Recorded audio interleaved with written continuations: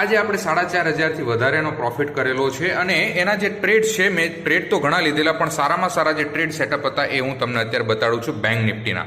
તો બેંક નિફ્ટીમાં મોર્નિંગમાં એક ટ્રેડ અહીંયા સારો એવો મળેલો 10 વાગે પહેલા એન્ટ્રી હતી. અહીંયા રિસ્ક ટુ રિવર્ડ રેશિયો જે થાય છે એ થાય છે 1:5.5.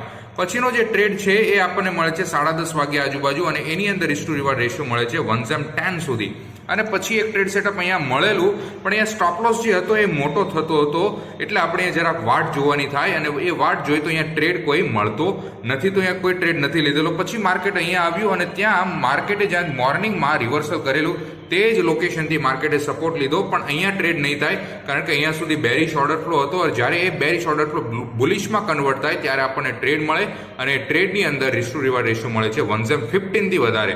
ઓકે, તો ગાઈઝ તમારે જો શીખવું હોય સારી રીતે ટ્રેડ તો શું કરો, ચેનલને સબસ્ક્રાઇબ કરો અને ફોલો ના કર્યું તો ફોલો પણ કરી દો. નીચે કમેન્ટ કરો તમારે જો કંઈક